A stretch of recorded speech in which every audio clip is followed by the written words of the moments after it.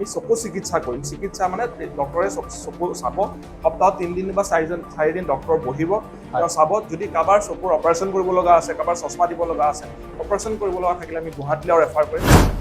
এতিয়া মানুহৰ মাজত এটা এটা ভাৱ সৃষ্টি হৈছে যে নানু দাসে, নাম কাহি কৈছে দেই, হয় হয়, নাম আছে। নানু দাসে ৰাজনীতি জগতখনত আহিব নেকি? মোৰ ঘৰতো যেন মোৰ মিছেছে কেতিয়াবা ৰাজনীতি যাবা নেকি সকলোৱে কয়, কিন্তু মোৰ ৰাজনীতিত যোৱাৰ কোনো উদ্দেশ্য নাই। মই কেতিয়াও ৰাজনীতিত নাযাওঁ। নমস্কাৰ, নগাঁও সমূহ দৰ্শকক স্বাগতম জনাই মই ষ্টুডিঅ'ত ৰাতুল বৰা। বৰ্তমান সময়ত আমি চাকৰি পিছত নদৌৰি নিজকে স্বাৱলম্বিতা কৰি তুলিবলৈ হ'লে নিজৰ মনটো সুচাৰুৰূপে গঢ়ি তুলিবলৈ যোৱাৰ এটাই নাম হৈছে সেইটো ব্যৱসায়। হয়, আজি আমি প্ৰতিটো মানুহে বা প্ৰতিটো ষ্টুডেণ্টে হওক চাকৰিৰ প্ৰতি বিমুখী হৈ কিন্তু ব্যৱসায়ৰ প্ৰতি আমি মন নিদিওঁ। আজি মাক বাপেকে প্ৰতিটো ষ্টুডেণ্টক কয় যে তুমি ভালকে পঢ়া, এটা চাকৰি কৰিবা আৰু চাকৰি কৰি এটা ভাল মানুহ হ'বা, কিন্তু কেতিয়াও নকয় যে তুমি ব্যৱসায় কৰা, ব্যৱসায়ত উন্নতি আছে আৰু সেইমতে কাম কৰিব পাৰিবা। বাণিজ্য বচতে লক্ষী, অৰ্থাৎ ব্যৱসায় বাণিজ্যত লক্ষীমাই বাস কৰে বুলি এটা প্ৰবাদো আছে। নানু দাস এজন সফল ব্যৱসায়ী আৰু এজন সমাজকৰ্মী। তেওঁ অসমৰ বিভিন্ন জেগাত গৈ বিভিন্ন অনুষ্ঠান প্ৰতিষ্ঠানত তেওঁ জড়িত আছে আৰু তেওঁ সেইমতে ব্যৱসায়ো কৰিছে আৰু ব্যৱসায় লাইনটো তেওঁ আগবঢ়াই লৈ গৈছে। আজি আমি তেখেতক আমাৰ ষ্টুডিঅ'লৈ আমন্ত্ৰণ কৰি আনিছোঁ। মোৰ কাষতে আছে তেখেত। আমি তেখেতক ব্যৱসায় বাণিজ্য আৰু সমাজ সেৱাৰ বিষয়ে সুধিম আৰু আপোনালোকেও জানিব পাৰিব। দাদা নমস্কাৰ। পোনপ্ৰথমে আজি আমি নগাঁও চেনেলৰ পৰা আপোনাক আন্তৰিক অভিনন্দন জ্ঞাপন কৰিছোঁ। হয় হয়, ধন্যবাদ। মোক আজি ইয়াত নিমন্ত্ৰণ দিয়াৰ বাবে, আমন্ত্ৰণ জনোৱাৰ বাবে মই খুব ভাল পাইছোঁ। ধন্যবাদ। প্ৰথমে মই আপোনাক এটা কুৱেশ্যন সুধিব বিচাৰিছোঁ যে চেম্বাৰ্ছ অফ কমাৰ্চৰ আপুনি এজন সাধাৰণ সম্পাদক। হয় হয়, এই কমাৰ্চে জনসাধাৰণৰ হৈ কিবা কাম কৰিছেনে আজিলৈকে? হয়, আমাৰ নগাঁৱৰ চেম্বাৰ্ছ অফ কমাৰ্চৰ মই সাধাৰণ সম্পাদক। আমাৰ অসম ৰাজ্যিক সমিতিৰ অধ্যক্ষ ৰূপম গোস্বামীদেৱ আৰু নগাঁৱৰ কমিটিখনেই আগৰ পৰাই 10 বছৰমান আগৰ পৰাই কমিটিখন আছিলে, কিন্তু লাষ্ট মই 6 মাহৰ পৰা সাধাৰণ সম্পাদক হোৱাৰ পৰা দায়িত্বভাৰ লোৱাৰ পৰা কাম আৰম্ভ কৰিছোঁ। আগৰ যিখন সমিতি আছিল তেওঁলোকে কাম কৰি গৈছিলে, এতিয়া আমাৰ বহু কাম কৰিবলগীয়া আছে।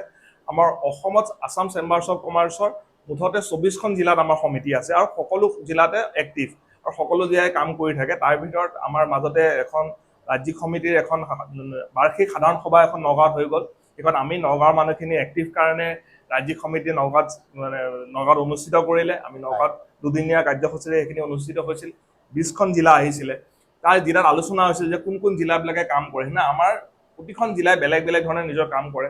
কোনোবাই ধৰক মেডিকেল কেম্প কৰিছে, কোনোবাই ফ্লাডত ৰিলিফ দিছে, কোনোবাই গৰমত পানী যোগাৰ ধৰিছে, কোনোবাই ক'ৰবাত AC লগাই দিছে, কোনোবাই ক'ৰবাত পেচাবগাৰ বনাই দিছে।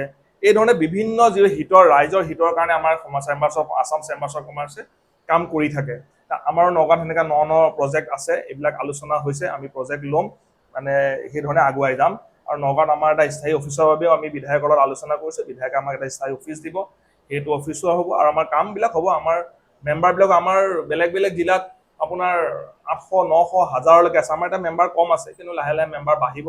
আৰু আমি আছাম চেম্বাৰ্ছ অফ কমাৰ্চে এইখিনি ৰাইজৰ কাম আৰু আমি ব্যৱসায়ী হিতৰ কাৰণে আমি কাম কৰোঁ। ব্যৱসায়ীত যিকোনো অসুবিধা, কিছুমান ব্যৱসায়ে অকলে নিজাববীয়াকৈ অফিচটোলৈ যাবলৈ অলপ দিগদাৰি পায়, ভয় খায়। সেইটো কাৰণে আমি আছাম চেম্বাৰ্ছ অফ কমাৰ্চৰ ফালৰ পৰা কথা পাতোঁ। ধৰক যেনে এজনে ক'লে যে চেল টেক্স ডিপাৰ্টমেণ্টত কিছু কথা পাতিব লাগে, আমি কথা পাতি দিলোঁ। কেনেকৈ ধৰণে আমাৰ উপায়ুক্ত মহোদয়, নগাঁও ধৰক উপায়ুক্ত মহোদয়ে আমাৰ লগত কানেকশ্যনত থাকে। আমাক কিবা থাকিলে আমাক মাতে, আমি যাওঁ, সেই মিটিঙত এটেণ্ড কৰোঁ আৰু আমি তাৰপিছত ব্যৱসায়খিনি হৈ আমি উত্তৰ দিওঁ। আকৌ তেওঁলোকৰ কাৰণে আমি আলোচনা কৰি আগভাগ লওঁ। দুদিনমান আগতে আৰক্ষী মহোদয়ে এখন মিটিং দিছিল আমাৰ লগত। সেই মিটিংখন আছিল যে কেমেৰা লগাব লাগে, CC কেমেৰাবিলাক প্ৰত্যেকখন 8জন বা 10জন য'ত ষ্টাফ থাকে সেইবিলাক জেগাত CC কেমেৰা লগোৱাৰ ব্যৱস্থা কৰিলে সেইটো চুৰ ডকাইতি ৰোধ কৰিবৰ বাবে আমাক সেইটো অনুৰোধ কৰিছে যে আপোনালোকে কৰিলে। এইটো ল এটা হৈছে আৰু মই ইয়াৰ পৰাই সকলো ব্যৱসায়ীসকলক মই আকৌ এবাৰ ক'ব বিচাৰোঁ যে আপোনালোকে সেই CC কেমেৰা যদি আপোনাৰ 8জন বা 10জনৰ ষ্টাফ বেছিকৈ আছে তেতিয়াহ'লে CC কেমেৰা ব্যৱস্থা আপোনালোকে কৰিব লাগে। যদি আপোনালোকে ইচ্ছা কৰে যে 2খন-3খন দোকানে মিলি পেলাইও CC কেমেৰা ল'ব পাৰে, একেলগে মিলিও এটা ল'ব পাৰে, 3খন দোকানে মিলি, তেতিয়া খৰচটো কম পৰিব। ধৰি লওক কেমেৰাটো এটা জেগাত ৰাখিলে, বাকী ধৰক নিজৰ দোকানৰ কাৰণে 3টা কেমেৰা লগালে, ৰাস্তাৰ কাৰণে 2টা কেমেৰা লগালে। 3টা CC কেমেৰা 3খন দোকানৰ পৰাও এটা CC কেমেৰা লগাব পাৰে। সেইকাৰণে আমি ব্যৱসায়ীখনে আহ্বান জনাইছোঁ আৰু বাকী যিবিলাক সমিতিবিলাক আছে আমাৰ লগত সকলো জড়িত হৈ আছে সেইধৰণে আমি আছাম চেম্বাৰ্ছ অফ কমাৰ্চৰ কাম কৰি আছোঁ বৰ্তমান সময়ত আপুনি এজন সফল ব্যৱসায়ী হিচাপে পৰিগণিত হৈছে অৰ্থাৎ মই কোৱা কথা নহয় সমাজখনে কোৱা কথা ব্যক্তি বিশেষে কোৱা কথা আপোনাৰ ব্যৱসায় যিখিনি আছে আমাৰ নগাঁও তথা অসমবাসী ৰাইজক অকণমান চমুকে ক'ব নেকি? হয় হয় মই আচলতে তাৰ কাৰণে অকণ দুষাৰি কওঁ মই যে হয়, হয়। মোৰ আমি বহুত পুৰণা ব্যৱসায়ী আমি হয়। নগাঁৱৰ পুৰণা মানুহ আমি নগাঁৱত যেনেকৈ মাৰোৱাৰী মানুহবিলাক বাহিৰৰ পৰা ব্যৱসায় কৰিবলৈ অসমলৈ আহিছিলে হয়। আমি এটা সময়ত আজি পৰা 300-400 বছৰ আগত আমি বৰপেটা ফালৰ পৰা আহিছিলোঁ বুলি হয়, আমাৰ পূৰ্বপুৰুষে কয় হয়। আমি নানু দাস মই দাস লিখোঁ আমি সেইটো ছাইডৰ ফালৰ দাস আমি হয়। আৰু মোৰ ককা মতিৰাম দাস স্বৰ্গীয় মতিৰাম দাস দেউতা প্ৰভাত দাস তেওঁলোক দুইজনৰ জন্ম ইয়াতে আছিল তাৰমানে তেওঁলোক দুজনৰ যদি বয়স হিচাপ কৰিব গ'লে 150 বছৰটো ইয়াতে আহি গ'ল হয়। আৰু তাৰ উপৰিও আমি প্ৰায় 200 মান বছৰ আগতে নগাঁৱলৈ অহা ব্যৱসায় কৰিবৰ কাৰণে সেই হিচাপে আমাৰ ঘৰখন ব্যৱসায়িক ঘৰ এখন আমাৰ ফেমিলিত ব্যৱসায় কৰা মানুহে বেছিভাগ ব্যৱসায় কৰা মানুহে পৰিয়ালটোত আৰু দুজন এজন চাকৰি কৰিছে তেওঁলোকে স্পৰ্টছ কোটাত চাকৰি পাইছিল খেলিছিল কাৰণে পাইছিলে এনেকুৱা এটা মোৰ সৰুৰ পৰাই ব্যৱসায়ৰ প্ৰতি মন আছিল সৰুৰ পৰাই ব্যৱসায় দেখি আহিছোঁ ঘৰখনত দেউতাই কৰিছিল ককাই কৰিছিল ককাৰ দিনত মৰাপাটৰ ব্যৱসায় আছিলে হাতীৰ কাৰবাৰ আছিলে আমি হাতী আমাৰ এজন ককাই মোৰ খুৰা ককাই অসমৰ পৰা হাতীবিলাক যোগাৰ কৰি বিহাৰত এখন হাতী মেলা হয় সেই হাতী মেলা হাতী বেচিবলৈ গৈছিলে সেইটো এটা আমাৰ হাতীৰ ব্যৱসায় আছিলে আমি কানিৰ দোকান আছিল আজিকালি যেনেকৈ ৱাইন শ্বপ দিয়ে তেনেকৈ কানিৰ ব্যৱসায় আছিল নগাঁও বিভিন্ন জিলাখনৰ বিভিন্ন জেগাত নগাঁও জিলা হোজাই নগাঁও জিলাতে আছিলে ধিং এনেকুৱা জেগাত বিভিন্ন কানিৰ দোকান আছিল লাইচেঞ্চ প্ৰাপ্ত কানিৰ দোকান মৰাপাটৰ হ'লচেলাৰ আছিলে আমাৰ আৰু তাৰোপৰি বিল আছিল আমাৰ যেতিয়া কনষ্ট্ৰাকশ্যন প্ৰথম যেতিয়া কনষ্ট্ৰাকশ্যনৰ কাম আহিলে ঠিকাদাৰী কামটো যেতিয়া আহিছিলে বিডাল দি তেতিয়া মোৰ বৰদেউতা স্বৰ্গীয় কৃষ্ণ দাস তেখেতে কনষ্ট্ৰাকশ্যনৰ বৰ্তাই মানে ককাই কৈছিলে যে কনষ্ট্ৰাকশ্যনৰ কাম কৰিব লাগে সেই কাম কৰিছিল প্ৰথম প্ৰেছ আহোঁতে প্ৰেছ আছিলে প্ৰেছ আমাৰ সৰ্বগাঁও প্ৰেছ আছিলে মোৰ বৰদেউতাই চলাইছিলে আমাৰ বিভিন্ন ব্যৱসায় কৰি থকাৰ কাৰণে আমাৰ ঘৰৰ পৰিৱেশটো ব্যৱসায় পৰিৱেশ আছিলে মই জীৱনত পঢ়া শুনা কৰি থকাৰ সময়ত মই কেতিয়াও ভাবাই নাই যে মই চাকৰি কৰিম আৰু দেউতাৰ অকণ মন আছিলে যে চব ব্যৱসায় সি চাকৰি কৰক কিন্তু মই ব্যৱসায়টো মন দিলোঁ আপুনি যথেষ্ট শিক্ষিত বুলি গম পাইছোঁ হয় কিন্তু শিক্ষিত এজন লোকে হয় চাকৰি প্ৰতি ঢাপলি নেমেলি ব্যৱসায় প্ৰতি ঢাপলি মেলিলে নে আপোনাৰ জেনেটিকটোৰ কাৰণে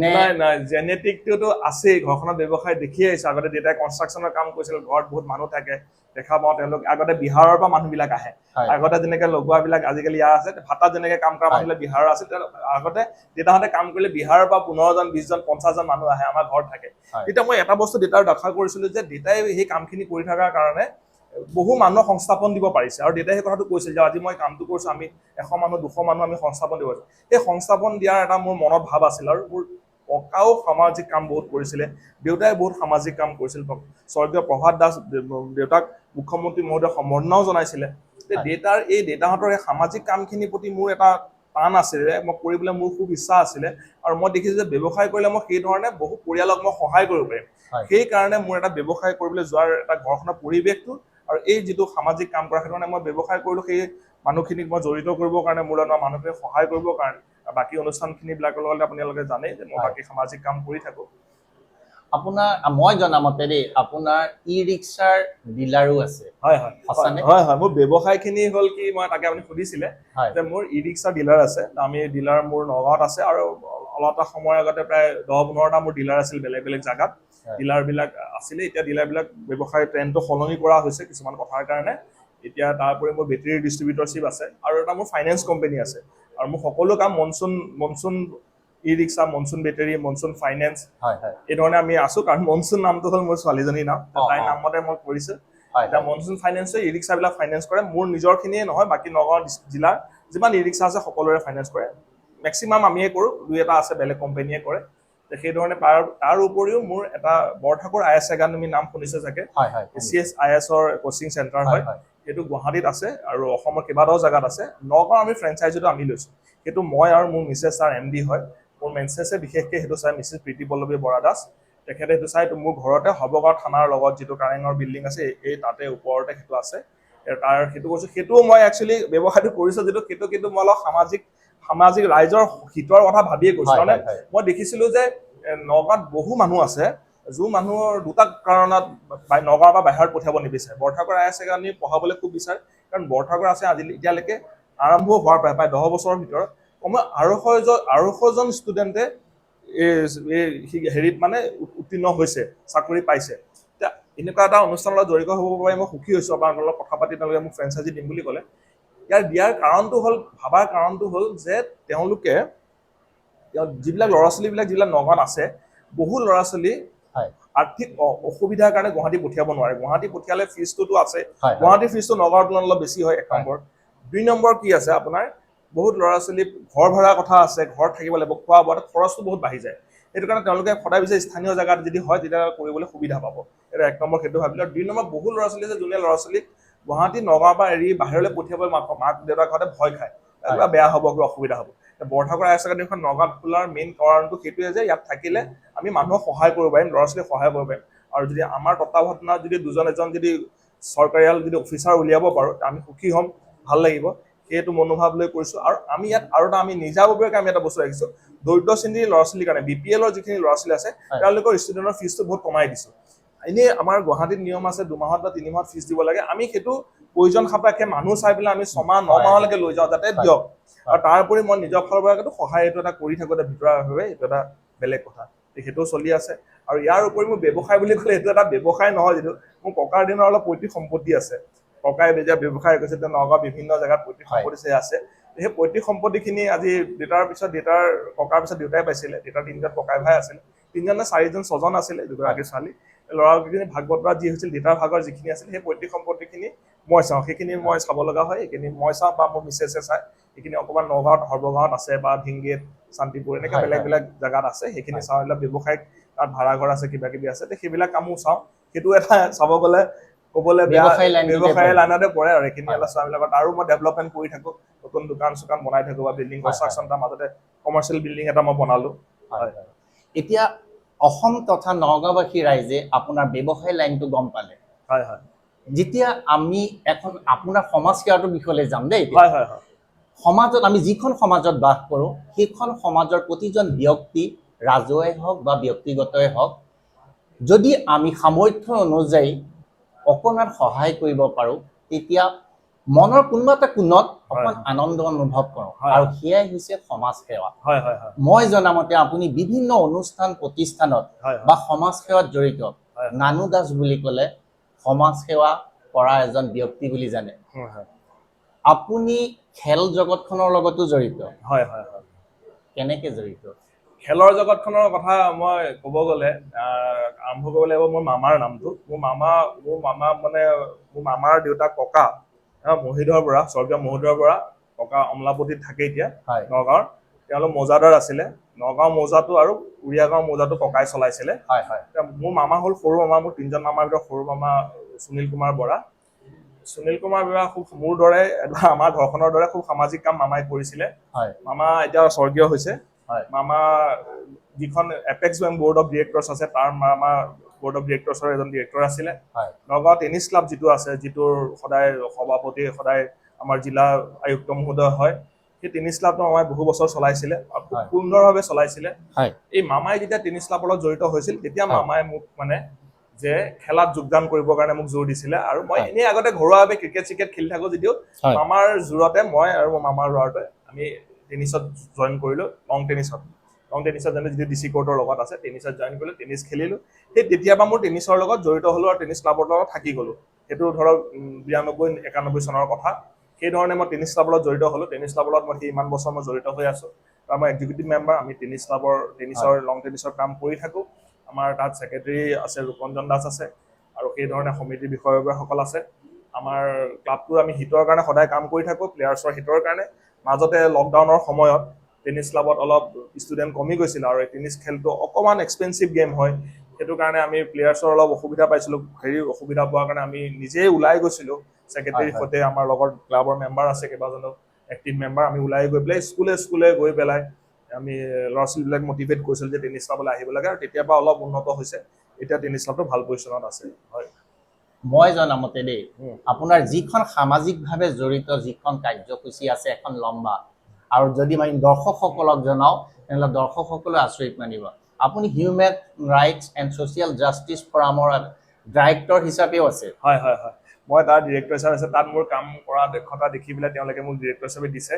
আমি হিউমেন ৰাইটছৰ যি গুৱাহাটীত আমাৰ গোটেই আচল মানে ৰাজ্যিক সমিতিখন গুৱাহাটীত আছে, অল আছামত কাম হৈ থাকে। হিউমেন ৰাইটছ ভায়লেট হ'লে আমি যাওঁ, আমি সহায় কৰোঁ মানুহক। তাৰ ক্ষেত্ৰত কিছুমান কেছ জেনুইন কেছ থাকে, তাত কিছুমান অলপ ফ্ৰড কেছো পাওঁ, আমি সেইখিনি আকৌ ঠিক ঠাক কৰোঁ। হিউমেন ৰাইটছৰ আজি কাম চলি আছে, আমি কাম কৰি আছোঁ। আৰু খেলৰ ক্ষেত্ৰত মই কথাখিনি কৈ থাকোঁ, লগতে মই আৰু কেইবাটাও খেলৰ লগত মই জড়িত। প্ৰথম মই ক'ম যে মই ষ্ট্ৰংমেন আছাম যিটো এখন আছে, এখন এই খেলটো আজি ভাৰতলৈ অহা বেছি দিন হোৱা নাই, কেইবছৰমান হৈছে। আৰু পপুলাৰ হোৱা বেছি দিন হোৱা নাই, কেইবছৰমান হৈছে। এইখন আমেৰিকাত খুব পপুলাৰ খেল। ষ্ট্ৰংমেনৰ খেলখন হ'ল খুব বিশাল বিশাল মানুহবিলাক থাকে, যে 150 কেজি মানুহ থাকে। সেই মানুহবিলাকে ধৰক গাড়ী টানা, টায়াৰ ডাঙা, এনেকুৱা ধৰণৰ খেলবিলাক তাত থাকে। আমেৰিকাত 150 কেজি হয় যে, আমাৰ ইয়াত 150 কেজি মানুহ ইমান পাবলৈ কম, কাৰণ আমাৰ ৱেইটটো অলপ কমৰ পৰা আমি ষ্টাৰ্ট কৰোঁ। আমি সেইখন কমিটিৰ মই অসমৰ ৰাজ্যিক সমিতিৰ মই সভাপতি, আৰু আমাৰ সাধাৰণ সম্পাদক অসমৰ অৰূপ বৰা, সেইধৰণে আমাৰ কাৰ্যকৰ্তা আছে। আমি এতিয়া সেই খেলটো ডেভেলপ কৰিবলৈ চেষ্টা কৰি আছোঁ, আৰু প্ৰত্যেকখন জিলাই জিলাই সমিতি গঠন হৈ আছে এতিয়া। আৰু এই খেলটো এটা ভাল কি, মানুহে খেলিবৰ কাৰণে, যিকোনো ইয়াৰ পৰাই মই সকলোকে কওঁ যে খেলটো খেলিবলৈ ভাল এটাৰ কাৰণে যে ইয়াত আপুনি ৱেইট লিফটিং কৰা ল'ৰা ছোৱালী খেলিব পাৰে, পাৱাৰ লিফটিং কৰা ল'ৰা ছোৱালী খেলিব পাৰে, বডি বিল্ডিং কৰা ল'ৰা ছোৱালী খেলিব পাৰে, যিকোনো গেমৰ ল'ৰা ছোৱালী খেলিব। খালি এসপ্তাহ 10 দিনত ট্ৰেইনিং এটাৰ প্ৰয়োজন হয়। আমাৰ ট্ৰেইনিং হৈ থাকে, আমি ৱেইট লিফটিঙৰ য'ত আমাৰ জিম আছে তাতে হৈ থাকে। তোমাৰ ল'ৰা ছোৱালী ইচ্ছুক থাকিলে মোৰ লগত যোগাযোগ কৰিলে কৰিব পাৰিব। আৰু সেই খেলটোত আমি ইয়াতে আগভাগ লৈ আছোঁ। ইয়াৰ উপৰিও মই নগাঁও ৱেইট লিফটিং এছ'চিয়েশ্যনৰ মই কাৰ্যকৰী সভাপতি, আৰু তাৰো আমি কাম কৰি থাকোঁ। তাৰ আমাৰ ৱেইট লিফটিং খেলত আচলতে মধ্যবিত্তৰ ল'ৰা ছোৱালী বেছি আছে, সেইকাৰণে আমাৰ অলপ সাহায্যৰ কাৰণে আমি লাগোঁ। আমি সাহায্য নিজাববীয়াকেও দিওঁ, আৰু আমাৰ সহায় কৰা আমাৰ কমিটিৰ মানুহ আছে, 30-40 জন মানুহ, তেওঁলোকে আমাক সহায় কৰে। সেইধৰণে প্লেয়াৰ্ছবিলাকত খেলিবলৈ পঠোৱা কিবা ক্ষেত্ৰত কিবা কিবি খৰচ আমি সেইখিনি যোগাৰ কৰোঁ, বা গাঁৱে গাঁৱে আমি ৱেইট লিফটিঙৰ খেল পাতি পেলাই প্লেয়াৰ্ছবিলাক উলিয়াই আনো। আৰু এতিয়া ষ্ট্ৰংমেন আমাৰ কমিটি গঠন হোৱাৰ পৰা আমি ষ্ট্ৰংমেনৰ দ্বাৰাও আমি এইবিলাক খেল কৰি আছোঁ। সেইধৰণে মই ৱেইট লিফটিঙৰ লগত কাম কৰি আছোঁ। তাৰোপৰি ত্ৰিনয়ন গোষ্ঠীৰ লগত মই জড়িত। ত্ৰিনয়ন গোষ্ঠী হ'ল কি, আমাৰ স্পৰ্টছ ক্লাব, সেইটো নগাঁও স্পৰ্টছ এছ'চিয়েশ্যনৰ লগত জড়িত। এনেকৈ নগাঁৱত বহু ক্লাব আছে, ক্লাববিলাক স্পৰ্টছ এছ'চিয়েশ্যনৰ লগত জড়িত। আমাৰ তাৰ পৰা ৰিপ্ৰেজেণ্ট কৰে নগাঁও স্পৰ্টছ এছ'চিয়েশ্যনলৈ। আমি তাতো প্ৰতিটো খেল, ফুটবলৰ হওক ভলীবল হওক, প্ৰতিটো খেল আমি প্ৰমোট কৰোঁ। তাৰ কাৰণেও আমি ফুটবলৰ কাৰণে আমি প্লেয়াৰবিলাক গাঁৱৰ পৰা ভাল প্লেয়াৰবিলাক উলিয়াই আনো। সিহঁতক খেলাৰ বাবে আমি এটা অৰিহণা দিওঁ, যিটো সিহঁতক আৰ্থিকভাৱে সহায় কৰে, যাতে ভৱিষ্যতে খেলৰ প্ৰেক্টিচৰ কাৰণে সেইকাৰণে সহায় হয়। সেইধৰণে আমাৰ খেলৰ কামখিনি এইটো কাম কৰি থাকোঁ। আপুনি নগাঁৱত যিটো শংকৰ মিছন এটা অনুষ্ঠান আছে, হয় হয় হয়, সেই শংকৰ মিছনৰ লগতো আপুনি জড়িত। হয় হয়, লাইফ টাইম মেম্বাৰ বুলি ক'লেও ভুল কৰা নহ'ব। লাইফ টাইম মেম্বাৰ নহয়, মই তাৰ মেম্বাৰ হয়। কিন্তু তাত এটা বিভাগ আছে, ড্ৰাগছ প্ৰতিৰোধ আৰু পুনৰ সংস্থাপন। কিন্তু বৰ্তমান সেইটো বন্ধ হৈ আছে। কিয় বন্ধ হৈ আছে? মানে চাওক, কামটো চলি আছে। কিবা এতিয়া ইমিডিয়েট কথাটো মই ইমান ভালকে গম পোৱা নাই, খবৰ ল'লে গম পাম। কিন্তু কথাটো হৈ গ'ল কি, আমাৰ এনেই এটা দুৰ্গতি এটা আমাৰ গৈছে তাতে। আমাৰ যিজন তাৰ শংকৰ মিছনৰ যিজন আমাৰ সাধাৰণ সম্পাদক আছিল, স্বৰ্গীয় বল্লদেৱ শৰ্মা, তেখেত আজি 2 দিনমান আগতে ঢুকাইছে। আৰু তেখেতে গোটেই বস্তুটো চাইছিলে, আমাৰ ফান চান আনা, বাহিৰৰ পৰা অসমৰ বাহিৰৰ পৰা ফান অনাৰ ক্ষেত্ৰত কাম কৰা, তেওঁ খুব এক্টিভ আছিলে। তেখেত ঘপককে ঢুকোৱাৰ কাৰণে আমাৰ কামখিনি অকণমান 19-20 হ'ব পাৰে। আৰু আমাৰ এতিয়া নতুনকৈ যিজন ভাৰপ্ৰাপ্ত সাধাৰণ সম্পাদক আছে, তেওঁ খুব সুন্দৰভাৱে চলাই আছে, তেওঁ কামখিনি চলাই আছে। কিবা যদি বন্ধ হৈছেও অতি শীঘ্ৰে আৰম্ভ হ'ব। সেই বিষয়ে মোক খুব এটা ভালকে আপডেটটো মই গম পোৱা নাই। মই খবৰ ল'ম কি কাৰণে কি হৈছে, আৰু সেইটো হ'লে আৰম্ভ হৈ যাব, এইটো চিন্তা কৰিব নালাগে। আৰু নতুন সমিতি এখনো পূৰ্ণাংগ সমিতি এখন গঠন হোৱাৰ দিশে গৈ আছে। অতি সোনকালে সেইখন কমিটি এখনো গঠন হ'ব। কিন্তু কমিটি হওক নহওক, কাম কিন্তু সুন্দৰভাৱে কাম কৰি আছে। তাত বহুত কাম থাকে। আমাৰ শংকৰ মিছনৰ আমাৰ ব্লাইণ্ড স্কুল আছে, আমাৰ অনাথ আশ্ৰম আছে, আমি অঘৰীসকলৰ কাৰণে থকাৰ ব্যৱস্থা আছে। আমাৰ তাত যথেষ্ট কাম হয়। শংকৰ মিছনত অসমৰ ভিতৰতে বৃহত্তৰ জেগা। আমাৰ বহুত জেগাত, আমাৰ ব্ৰহ্মপুৰৰ পৰা আৰম্ভ কৰি নগাঁও, ব্ৰহ্মপুৰ, পানীগাঁও, বহুত জেগাত কাম আছে। আৰু ইয়াত ভাল লাগে কি জানেনে, যে বাকী অনুষ্ঠানবিলাক জেনেৰেলি মই দেখা পাইছোঁ, মই বহু অনুষ্ঠানৰ লগত জড়িত। সেই বাকী অনুষ্ঠানবিলাকত ধৰক 60তকৈ ওপৰৰ মানুহ খুব কমেই থাকে। 60লৈকে 40, 50, 60। কিন্তু শংকৰ মিছনত মোক খুব বেছি ভাল লাগে, তাত আপোনাৰ 50ৰ মানুহ চাব গ'লে, মই 50 চুব ধৰা মানুহ এজন, মই কিজানি এজনেই 50 চুব ধৰা মানুহ। বাকী টকা 53, 54ৰ পৰা আৰম্ভ কৰি বাকী 80, 85লৈকে, 87লৈকে মানুহ তাত এক্টিভ। আৰু তাৰ গোটেইখিনি মেম্বাৰ ইমান বয়স হৈছে যদিও ইমান ধুনীয়াকৈ সুন্দৰভাৱে কাম কৰে, প্ৰতিটো ক্ষেত্ৰত কোনো কাম নিখুঁতভাৱে কৰে। সেইটো কাৰণে মোৰ শংকৰ মিছন অনুষ্ঠানটো খুবেই ভাল লাগে। আপুনি আৰু এটা অনুষ্ঠানৰ লগত জড়িত, যে কৰোণা ধৰা সহায়ক সমিতি। এই সমিতিখনৰ কাম কি বাৰু? কৰুণাধাৰা সহায়ক কমিটিৰ বিষয়ে মই আপোনাক দুষাৰ কৰোঁ। এই কথাটো হ'ল এই দেৱাংগ ল'ৰা ছোৱালীখিনিৰ কাৰণে আমি কাম কৰোঁ। এই গোটেই এই কৰুণাধাৰা গোটেই বস্তুটো আনিছিলে আমাৰ হোমেন বুঢ়াগোহাঁই ছাৰে, বিশিষ্ট লেখক হোমেন বুঢ়াগোহাঁই ছাৰে আনিছিলে। তেখেতৰ মনৰ ভাৱ আছিল যে কৰুণাধাৰা নামে এটা অনুষ্ঠান গঢ় দিওঁ। এই তেখেতে ছাৰে গঢ় দিয়া অনুষ্ঠানটোৱে আজি অসমৰ প্ৰতিখন জিলাতে আছে। আৰু আমি কৰুণাধাৰাৰ দ্বাৰা দিব্যাংগখিনিৰ কাৰণে কাম কৰোঁ। মই নগাঁৱৰ যিখন কমিটি আছে তাত যুটীয়া সম্পাদক, আৰু আমাৰ ছেক্ৰেটাৰী আৰু সভাপতি আছে, কাৰ্যকৰী সভাপতি আছে। গোটেই কমিটিখন এখন ষ্ট্ৰং কমিটি এখন আছে। আমি যিবিলাক দেৱাংগ ল'ৰা ছোৱালী আমাক এপ্লাই কৰে তেওঁলোকৰ কাৰণে, তেতিয়া আমি ইয়াৰ পৰা সেই ফৰ্মখন ফৰৱাৰ্ড কৰি দিওঁ গুৱাহাটীলৈ ফৰৱাৰ্ড কৰি দিয়াৰ বাবে চবৰে অসুবিধাৰ ওপৰত চাই পেলাই তেওঁলোকক আমি সাহায্য দিওঁ, ধনৰ সাহায্য দিওঁ। কোনোবা 5,000, 10,000, 15,000, 20,000, 25,000, 30,000 এনেকৈ তেতিয়া ইয়াৰ পৰা আমি গুৱাহাটীলৈ গুচি যায়। গুৱাহাটীৰ সমিতিয়ে সেইখিনি ৰেডি কৰি পেলাই চেকখিনি আমালৈ পঠিয়াই দিয়ে। আমি কেতিয়াবা এখন মিটিং দিওঁ, মিটিং দি পেলাই আমি কল্ডল ভ্ৰমণৰ সাধাৰণতে মিটিং দিওঁ। তাতে আমি মিটিং হৈ আমি চেকখিনি বিতৰণ কৰি দিওঁ। সেইধৰণে আমি কৰুণাধাৰাৰ কাম কৰি আছো আৰু খুব ভাল লাগে। কৰুণাধাৰাৰ নিচিনা এটা অনুষ্ঠানত মই জড়িত হ'লে মোক ৰাইজেও মাজে মাজে বাকী অনুষ্ঠানখিনিৰ লগত তাতে কৰুণাধাৰাৰ লগত আছে বুলি কৈ মোক খুব ভাল পায় যে আপুনি কৰুণাধাৰাৰ লগত আছে। সঁচাই আপুনি এইটো এটা মই খুব মানসিক শান্তি পাওঁ কৰুণাধাৰাৰ লগত কাম কৰি।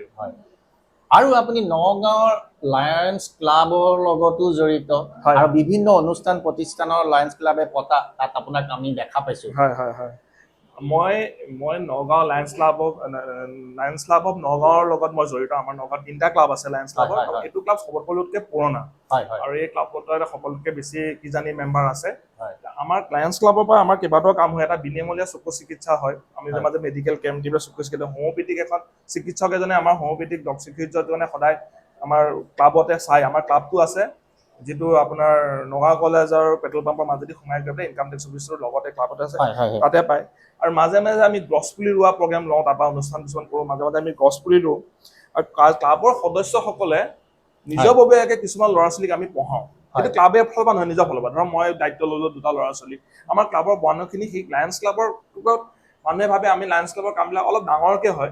মানুহে ভাবে যে লায়ন্স ক্লাবে চাগে বহুত পইচা উঠায়, বহুত হেৰি কৰে। সেনেকুৱা নহয়। আমি লায়ন্স ক্লাবৰ কাম যি কৰোঁ আমি নিজৰ পকেটৰ পইচা দি কৰোঁ, নিজৰ ধন ভাঙি কৰোঁ।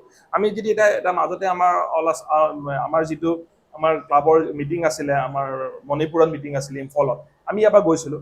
আমি ইয়াৰ পৰা যোৱা অহা থকা খৰচ সম্পূৰ্ণ আমাৰ নিজৰ। তাৰ পৰাই আমি ক্লাবত আমি এটা ফিজো দিছোঁ। সেই ফিজটোৰ পৰা আকৌ যি পইচা বাচিব মানুহৰ সহায়ৰ কাৰণে যাব। আমাৰ ক্লাবত সেই ধৰণে বিভিন্ন হিতৰ কাম কৰি থাকে, কিন্তু আমি নিজৰ ধনৰ দ্বাৰাই কাম কৰোঁ। আৰু আজি মই আমাৰ নতুনকৈ নগাঁও ক্লাবৰ পৰা লায়ন্স ক্লাবৰ পৰা আমাৰ কাম এটা কৰিবলৈ গৈ আছোঁ। আমি চকু চিকিৎসা কৰিম। চিকিৎসা মানে ডক্টৰে চকু চাব, সপ্তাহত 3 দিন বা 4 দিন ডক্টৰ বহিব, তেওঁ চাব। যদি কাৰোবাৰ চকুৰ অপাৰেশ্যন কৰিব লগা আছে, কাৰোবাৰ চশমা দিব লগা আছে, অপাৰেশ্যন কৰিব লগা থাকিলে আমি গুৱাহাটীলৈ ৰেফাৰ কৰিম, বিনামূলীয়াকৈ হ'ব। আৰু চশমা দিব লগা হ'লে চশমা আমি নিজৰ ফালৰ পৰা দিম। এই বিষয়ে আমাৰ নতুনকৈ হৈছে, নতুনকৈ আৰম্ভ হ'ব। আজি মই উপায়ুক্ত মহোদয়ক লগ পাইছিলোঁ। তেখেতে আমাক এটা প্ৰপ'জেল দিছে যে এটা নগাঁও বিভিন্ন কোনোবা জাগাত, ইম্পৰ্টেণ্ট জাগাত য'ত মানুহৰ সমাগম বেছি হয়, তাত পেচাবগাৰ বনোৱাৰ কাৰণে আমাক এটা প্ৰপ'জেল ছাৰে দিছে। আমি সেইটো খুব ভাল পাইছোঁ। ছাৰে আমাক জাগা এটা দিলে, আমি তাৰ ওপৰত কাম আগবাঢ়িব আমাৰ কাৰণে। আপুনি আৰু এটা মই ক'ব বিচাৰিছোঁ, আৰু এটা অনুষ্ঠানৰ লগত জড়িত সংগীত শিল্পী মঞ্চ। সংগীত শিল্পী মঞ্চৰ লগত মই জড়িত। মানে কি হয়, মই যিহেতু ৰাইজৰ কাম কৰি ভাল পাওঁ আৰু মানুহে দেখে যে মই মানুহৰ কাৰণে সকলো ধৰণৰ মই মানুহৰ কাৰণে কাম কৰোঁ বুলি ক'লে মোৰ ভুল হ'ব দেই। মই মানুহৰ কাৰণে কাম কৰোঁ বুলি ক'লে মই জন্তু জানোৱাৰৰ কাৰণেও মই কাম কৰোঁ। মই কেতিয়াবা মোৰ নিজাকে মন যায় গৰু ৰুটি বিলাবলৈ ওলাই যাওঁ। কেতিয়াবা লকডাউন এখন কুকুৰক বিস্কুট বিলালো সেইকেইদিন খুব তেনেকুৱা ধৰণৰ কাম কিছুমান কৰি দিওঁ। মাজে মাজে গছ পুলি ৰোৱা হেৰিও নিজৰ ফালৰ পৰা কৰোঁ।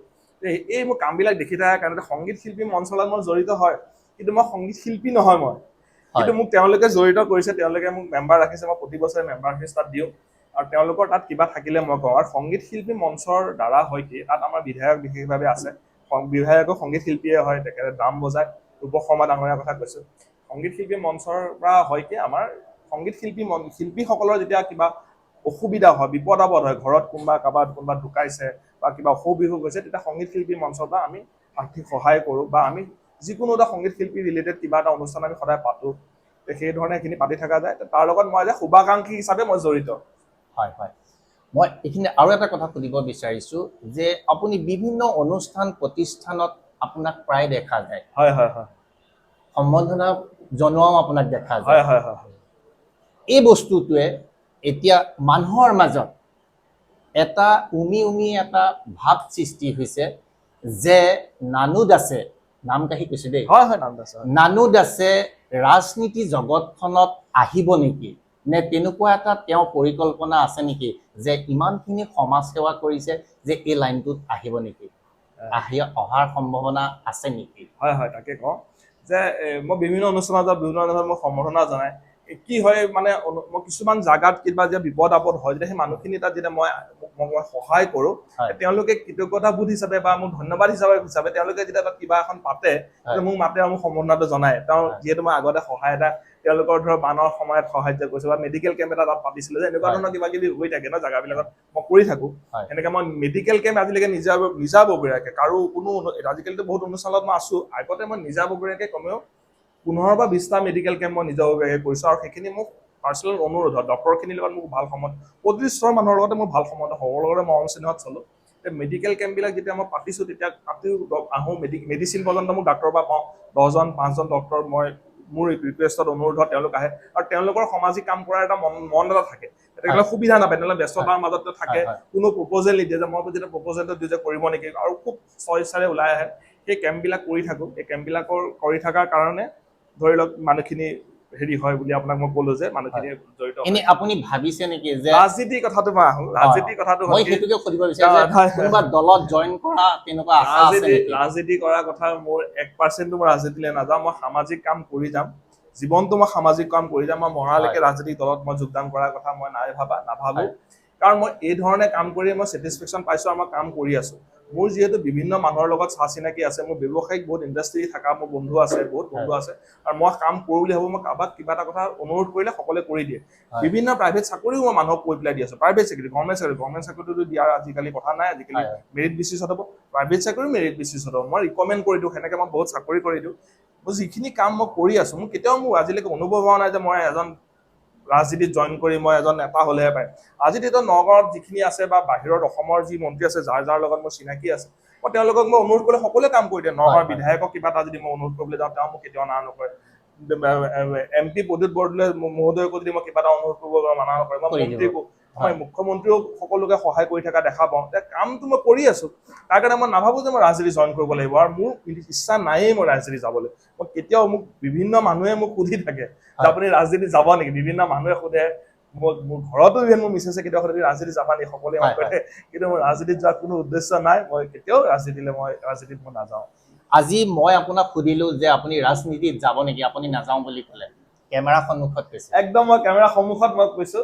যে মই ৰাজনীতিত কেতিয়াও নাযাওঁ মই এই ধৰণে সুখী ভাৰতবৰ্ষত বহুত এনেকুৱা মানুহ আছে যোনে দেৱেন দত্ত ছাৰ কওক বা মেঘা পাটনায়ক তেনেকুৱা বহু মানুহ আছে যোনে জীৱনটো ৰাজনীতি কেতিয়াও কৰা নাই সদায় সমাজ সেৱা কৰিছে সমাজ সেৱা কৰিয়ে পাৰ কৰিছে ৰাজনীতিও সমাজ সেৱা কিন্তু মই ৰাজনীতিৰ দ্বাৰা মই সমাজ সেৱা কৰাৰ আজি আপুনি মোৰ ষ্টুডিঅ'ত আহি পেলাই ষ্টুডিঅ'ত আহি কৈছে যে মই ৰাজনীতি পথাৰখনত নানামো আজি কৈ দিলে আপুনি মোক কেমেৰা সন্মুখত ষ্টুডিঅ'ৰ পৰা ওলাই বাহিৰত গৈ মানুহৰ মন দেই কাইলৈ আপোনাৰ মনটো ঘূৰিবও পাৰে যে মই ৰাজনীতিত সোমালে আৰু এটা সমাজ সেৱা ভালকে কৰিব পাৰিম নেকি সেই মনটো আপোনাৰ আহিব পাৰে ন' ডাউট আহিব পাৰে তেতিয়া আপুনি ৰাজনীতিত সোমাই পৰিব নেকি নাই চাওক মই ইয়াৰ ৰাজনীতিৰ বিষয়ে আপুনি যিহেতু বাৰে বাৰে কথাটো সুধিছে সেইকাৰণে মই এটা পুৰণা কথা কওঁ মই ৰাজনীতি আজিলৈকে মোৰ বহু ইণ্টাৰভিউ মই গৈ থাকোঁ বা মোক ইণ্টাৰভিউ লৈ থকা হয় মই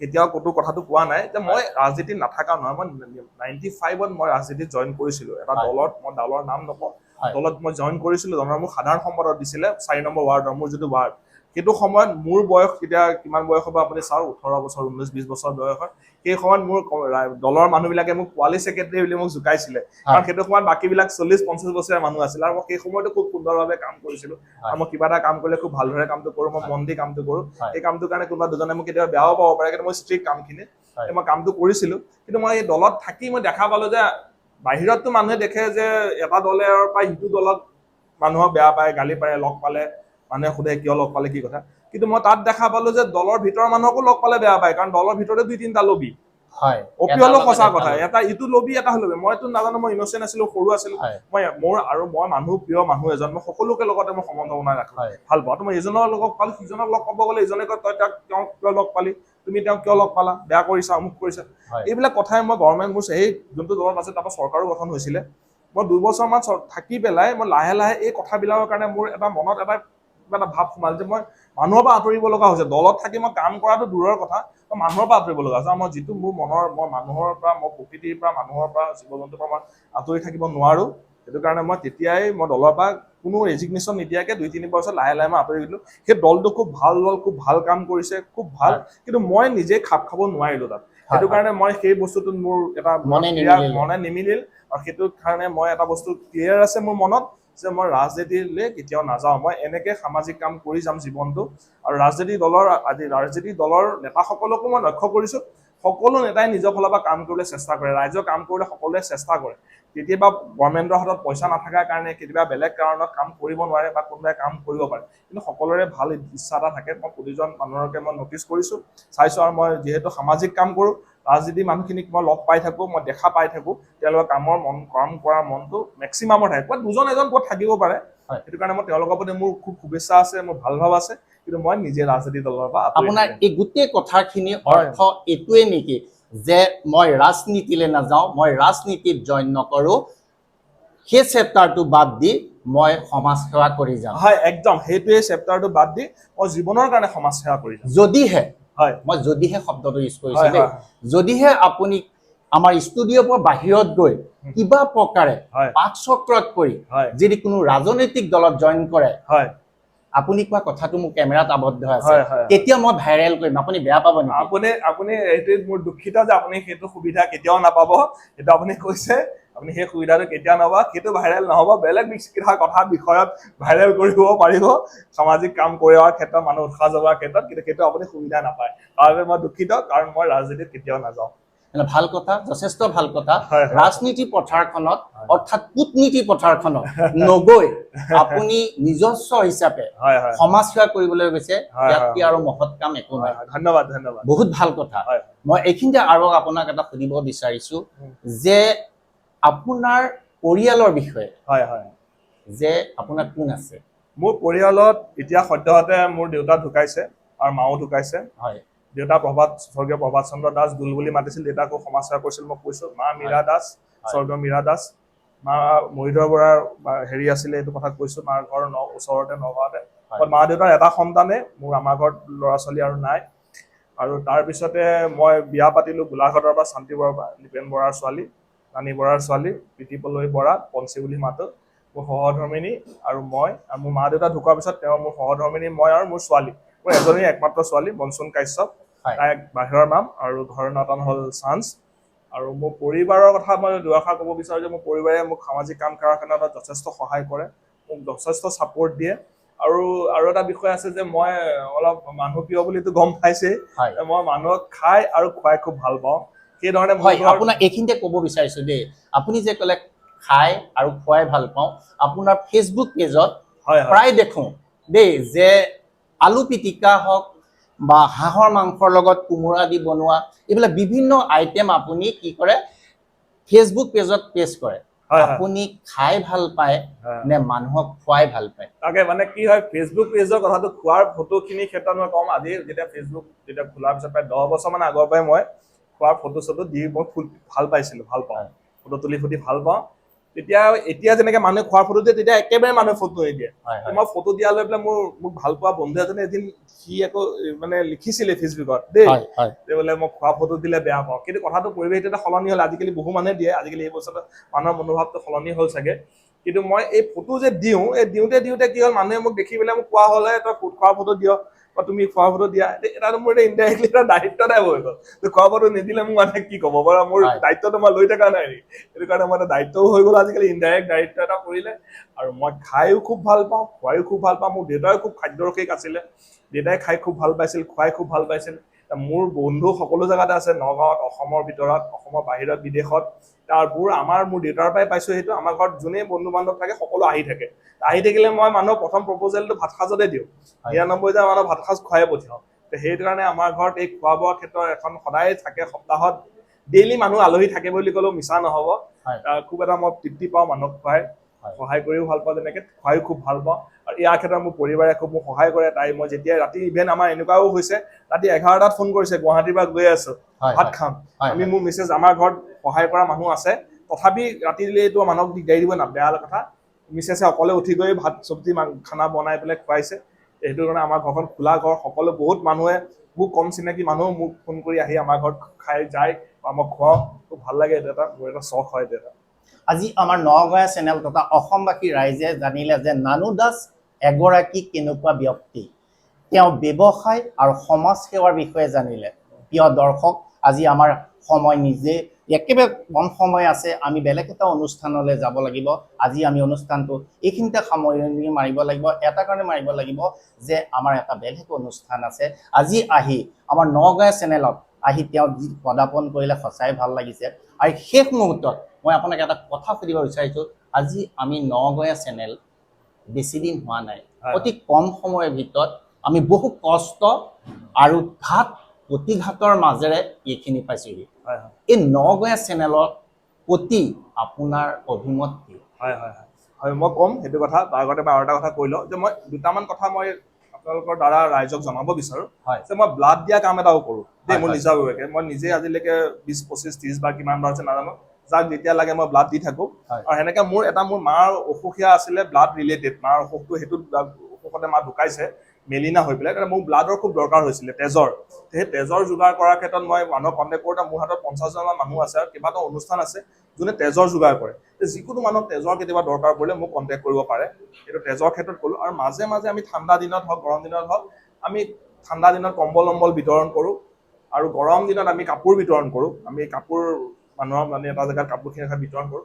এই গোটেই বস্তুবিলাক মই মোৰ ক'ত কেনেকৈ গম পাব, ক'তে গম পাবলৈ হ'লে ফেচবুকটো ফ'ল' কৰিব লাগিব। নানু দাস যিটো ফেচবুক একাউণ্ট আছে সেইটো যদি ৰাইজে ফ'ল' কৰে, তেতিয়া মোৰ এই কামবিলাক প্ৰতিটো কাম ক'ত কি চলি আছে বা আমাৰ আছাম চেম্বাৰ্ছ অফ কমাৰ্চৰ আমাৰ মেম্বাৰশ্বিপৰ কাৰণেও আমি কণ্টেক্ট কৰিব পাৰিব। কণ্টেক্ট কৰোঁ। মোৰ ফেচবুকৰ মেছেঞ্জাৰত মোক মেছেজ এটা দিলে বা মোৰ তাতে ফোন নম্বৰটো আছে, তাত ফোন কৰিলে বা ফোন কৰিলে বা কণ্টেক্ট কৰিলে মেছেঞ্জাৰত, মই লগে লগে কণ্টেক্ট কৰিম আৰু লগে লগে মই মানুহক সহায় কৰিম। সেইটো এটা কথা মই আপোনালোকৰ জৰিয়তে মই জনাই দিলোঁ যে নানু দাস NANUDAS এইটো মাৰিলে দেখা পাব মোৰ একাউণ্টটো। আৰু দ্বিতীয় কথা হ'ল নগঞা মই যিহেতু সামাজিক কামত জড়িত, এতিয়া মই সাক্ষাৎকাৰ মই দি থাকিব মাজে মাজে এইবিলাক ধৰণৰ ক্ষেত্ৰত। কিন্তু মই নগঞা অনুষ্ঠানত আপোনালোকৰ পৰা মোক ফোন যেতিয়া গৈছিলে, মই আহিতে মই কৈছোঁ যে আপোনালোকৰ পেজটো চাওঁ। মই সুধিছিলোঁ, মোৰ পেজটো দিবলৈ কৈছিলে। মই পেজটো চাই পেলাই আপোনালোকৰ বস্তুবিলাক নতুনত্ব কিছুমান বস্তু পালোঁ, যিবিলাক বস্তু মোৰ খুব ভাল লাগিলে। যে আপোনালোকে নিউজ দিয়াৰ যেনেকৈ ষ্টুডিঅ' তাত কৰিছে, খুব নিউজ চেনেলবিলাকে নিউজ পৰ্টেলবিলাকে নিউজ অফিচ খুব কমেই কৰিছে। আপোনালোকে যেনেকৈ খৰচ কৰি এটা অফিচ কৰিছে, তেনেকৈ আজি মোক অফিচত গৈছে। আৰু মোৰ ইণ্টাৰভিউবিলাক প্ৰায় মোৰ ঘৰতে হৈছিলে, বা তেওঁলোকৰ বেলেগ এটা জেগাত হয়। কিন্তু আজিলৈকে আপোনালোকৰ নিজৰ অফিচত আহি পেলাই এটা মই সাক্ষাৎকাৰো দিব পৰা কাৰণে মই সুখী হৈছোঁ। আপোনালোকৰ দিয়াৰ গঠনটো, কোৱাৰ গঠনটো, সেই গঠনবিলাকো মই খুব সুখী হৈছোঁ দেখি পেলাই। মই ভাল পাইছোঁ যে মই ভাবোঁ যে নগঞা এই আপোনালোকৰ চেনেলটোৱে খুব সোনকালে খুব আগুৱাই যাব। আৰু এজ এ সাংবাদিক মই আপোনাকো মই ধন্যবাদ দিব বিচাৰোঁ যে আপোনাৰো সাংবাদিকতাৰ যিটো আপোনাৰ মানুহৰ পৰা কথা ওলোৱাৰ যিটো এটা আপোনাৰ বহুত, মই সাংবাদিকক পাইছোঁ যে তেওঁ কুৱেশ্যনটো সুধিছে ঠিকেই আছে, তেওঁৰ মুখত কোনো এক্সপ্ৰেছন নিল। এতিয়া কি হয়, কথাটো এনচাৰটো আমি দিম, কিন্তু এক্সপ্ৰেছনটো থাকিলে মানে এনচাৰটো ভিতৰৰ পৰা ওলাই আহে। ধৰক ৰাজনীতি কথাটো যেনেকৈ মোৰ ভিতৰৰ পৰা পুৰণা কথা এটা মই আপোনাক ক'লোঁ, সেইটো ধৰণৰ কথা হয়। যে মোৰ খুব ভাল লাগিছে যে চেনেলটোৰ পজিটিভ কথা কেইবাটাও আছে। নগঞা চেনেলটো খুব আগুৱাই যাব, খুব ভৱিষ্যতটো খুব সুন্দৰ হ'ব, আগুৱাই যাওক, ভাল হওক, তাকে কামনা কৰিলোঁ। মই আৰু এটা কথা আপোনাক সুধিবলৈ পাহৰিলোঁ, শেষ মুহূৰ্তত সুধিছোঁ যে চিত্ৰ সাংবাদিক পবিত্ৰ কুমাৰ ডেকা আপোনাৰ লগত দেখোঁ, কেনেকুৱা এটা সম্বন্ধ? পবিত্ৰ কুমাৰ চিত্ৰ সাংবাদিক পবিত্ৰ কুমাৰ ডেকা মোৰ জেঠাইৰ ল'ৰা। পবিত্ৰ কুমাৰ ডেকা চিত্ৰ সাংবাদিক আছিলে, ষ্টৰী ৰাইটাৰ আছিলে, স্ক্ৰিপ্ট ৰাইটাৰ আছিলে। দাদা বহু গুণী মানুহ আছিলে। তেওঁ ৰূপকাৰ নামৰ এখন মেগাজিন চলাইছিলে গুৱাহাটী পূব শৰণীয়াত। আৰু দাদা আজি ঢুকুৱা কেইবাবছৰো হৈ গ'ল। দাদা আমাৰ পৰিয়ালটোৰ গৌৰৱ। দাদা আজি মাজতে এখন ভাইমন্দা বুলি যিখন চিনেমা ওলাইছে, তাতে পবিত্ৰ দাৰ কেৰেক্টাৰটো দেখাইছে। দাদাই ৰুমতে থাকিছিল, দাদাই ৰুমতে প্ৰায় বছৰ হিচাপে ৰুমৰ পৰা নোলায়। অলপ মোৰো সেইটো স্বভাৱ আছে। মোৰ মিছেছে কয় পবিত্ৰ দাৰ নিচিনাই হ'বাগে নি, আমি বুক দাদা বুলি কওঁ, বুক দাদাৰ নিচিনা হ'ব নেকি। দাদা ইমান ডাঙৰ আছিলে যে তেখেতৰ বিশাল আছিল। তেখেতে কেতিয়াও ৰাজনীতিভাৱে কাৰো লগত জড়িত নাছিল, কিন্তু তেখেত ঢুকাওঁতে তেখেতৰ খবৰটো ইমান ধৰণে অসমত প্ৰচাৰ হৈছিলে যে সেই সময়ত মুখ্যমন্ত্ৰী নিজেও আহি পেলাই তৰুণ গগৈ মহোদয়ে আহি পেলাই তেওঁ সম্বৰ্ধনা জনাই গৈছিলে। সেইটো এটা মই খুব গৌৰৱ কৰোঁ, আমাৰ পৰিয়ালৰ গৌৰৱ পবিত্ৰ কুমাৰ ডেকা। প্ৰিয় দৰ্শক, আজি আমি অনুষ্ঠানৰ পৰা বিদায় মাগিব লাগিব। আজি আমাৰ নগাঁও চেনেলত আহি নানু দাসে যিকণ সময় দিলে আমি তেখেতক আমাৰ তৰফৰ পৰা ধন্যবাদ জ্ঞাপন কৰিছোঁ। আৰু এইখিনিতে মই এটা জনসাধাৰণক ক'ব বিচাৰিছোঁ যে মই পিতৃ মাতৃসকলক ক'ব বিচাৰিছোঁ যে যিমানে শিক্ষা নহওক চাকৰি বিমুখ কৰি তুলি নল'ব। বহু শিক্ষিত ব্যক্তি বা ছাত্ৰ ছাত্ৰী এতিয়াও ঘৰত বহি আছে এটা চাকৰি আশাত, কিন্তু সেইসকল ব্যক্তিক আপোনালোকে এটা ব্যৱসায় খুলি দিয়ক, ব্যৱসায় এটা কৰিবলৈ দিয়ক। সেইটো এদিন নহয়, আজি নহয়, কাইলৈ নহয়, পৰহিলৈ নহয়, চৈথা দিনালৈতো সেই ব্যৱসায়টোত ছাকচেছ হ'ব, আপোনাৰো মন ভাল লাগিব আৰু সেই ব্যক্তিগৰাকীও ভাল লাগিব। গতিকে পঢ়াৰ মূল বিষয়টো চাকৰিমুখী নহয়, ব্যৱসায় প্ৰতিমুখ কৰক। দেখিব এদিন ব্যৱসায়ত ষ্টেপ বাই ষ্টেপ উন্নতিৰ জখলাত উঠি গৈ আছে। আপুনি পাত্তাই নাপাব, গমেই নাপাব যে হয় মই ঘৰতে ল'ৰাটোক বহাই থৈ বহুত ভুল কাম কৰিছিলোঁ, এটা ব্যৱসায় খুলি নিদি। গতিকে প্ৰিয় দৰ্শক, এই নানু দাস আছে জ্বলন্ত উদাহৰণ। তেওঁ চাকৰি বিমুখী নহয়, ব্যৱসায় গতিত কৰি আজি এটাৰ পিছত এটা তেওঁ উন্নতি কৰিছে। সেইটো আমাৰ কাৰণে এটা আদৰ্শ। নমস্কাৰ দাদা, আজি আমাক সেইকণ সময় দিয়াৰ কাৰণে ধন্যবাদ। সময় নাটনি আৰু কথা পাতিব পৰাহেঁতেন ভাল আছিলে, কিন্তু আমি আজি অনুষ্ঠানৰ পৰা বিদায় মাগিব লাগিব। ধন্যবাদ।